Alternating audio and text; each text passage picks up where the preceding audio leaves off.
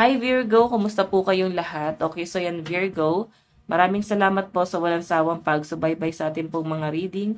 And kung ikaw ay bago pa lang sa ating channel, mag-subscribe na po kayo.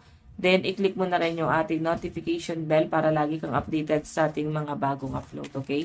So, Virgo, sa mga interested naman sa ating private reading, nasa description box below lang po yung link ng Facebook ko, message nyo lang ako. So, by the way, tignan natin, Virgo, ano po yung mga possible na ganap sa inyo this week? Virgo, Sun, Moon, Rising, and Venus sign. Virgo.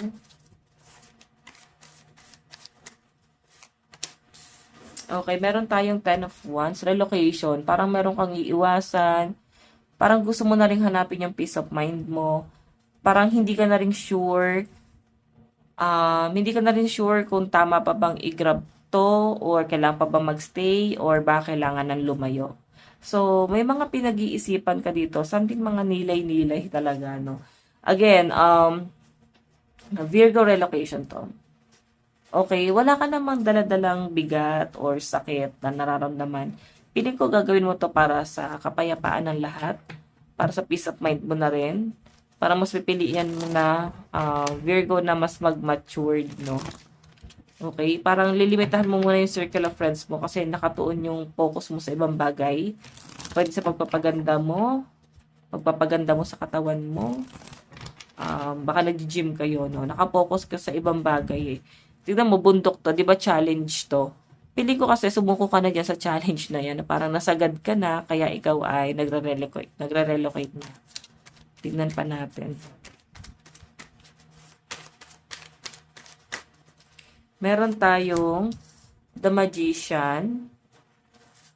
So, ito naman guys, The Magician is something na parang pagmamanipula. Okay, napapaikot.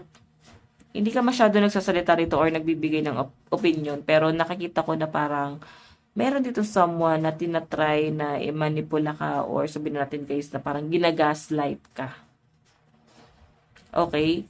So, ikaw, ayaw mo magpakontrol eh. May sarili kang desisyon sa malinaw na pinapakita sa akin dyan. Pero, yun na nga, tinatry kang paikutin.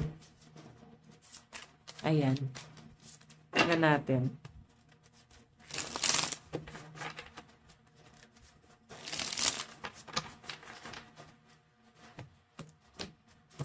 Additional message.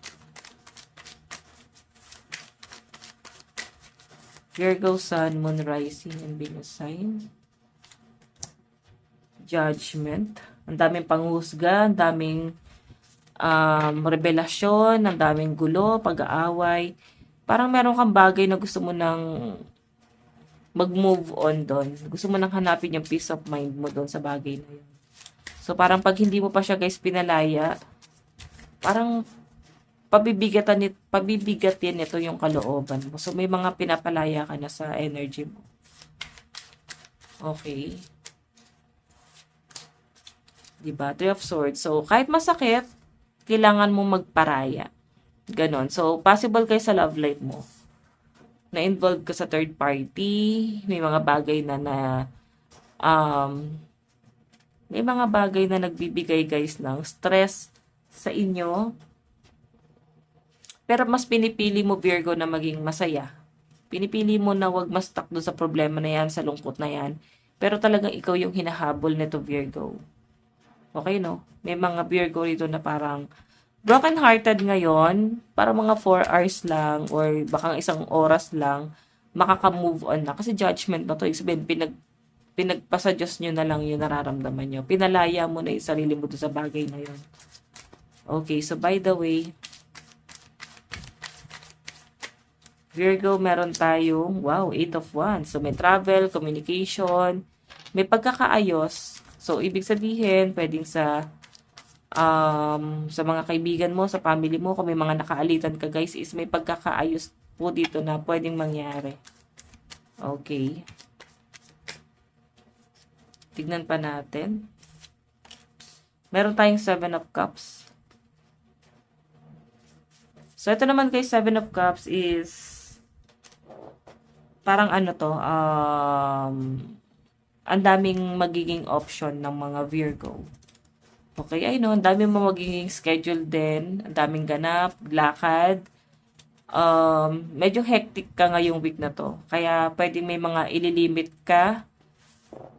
Okay, parang pati yung person mo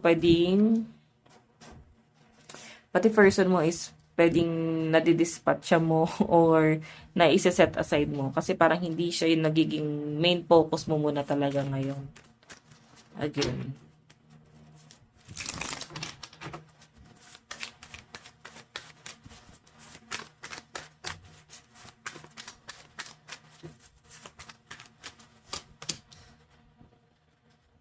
Page of Swords, Four of Pentacles. Oh my God. Alam niyo, Virgo, meron someone na parang kinikip ka na tong tao to. So, lagi siya nag-aantay ng message mo. Sobrang ingat na ingat siya every time nakausap ka na tong taong to. Okay, yun nga lang, nakikita ka niya na someone na distracted kasi parang ang dami mo rin syempre yung option. Dahil mo nakakausap. So, medyo inililimit na tong taong to yung energy niya sa inyo. Pero nag-hold back pa rin siya. Okay, siguro, inaalis niya na rin sa buhay niya yung nararamdaman niya sa inyo, Virgo. Tinatry niya na mag-move on kasi alam niya sa sarili niya na pwedeng komplikado yung sa inyo. Okay? So, again, tingnan natin yung advice. By the way, guys, maiba ako, no? Nahihirapan ngayon tong taong to. Kinikip ka niya, oh. Kaya siguro pinagpapasa Diyos niya na lang ang lahat. Ingat na ingat. Ayaw ko na niya masaktan. Ayaw niya nang makapanakit sa salita. Okay? Baka kasi masaktan kapag may mga sinabi siya sa inyo. Advice. Meron tayong be humble. So, Virgo, nakikita ko nagiging humble ka lang, nandun yung pagiging down to earth mo, pagiging fair mo sa sitwasyon, balanse, nagiging patas ka. So, nakikita ko lang sa mga Virgo na mas nagiging awaken ka, no? Awaken, yes. Kumbaga, mas nagiging matured yung aura mo, though nandun yung inner child, pero mas nagiging matured yung mga Virgo. So, by the way guys, ito lang po yung inyong reading. Maraming salamat po. God bless and love you all. Bye-bye!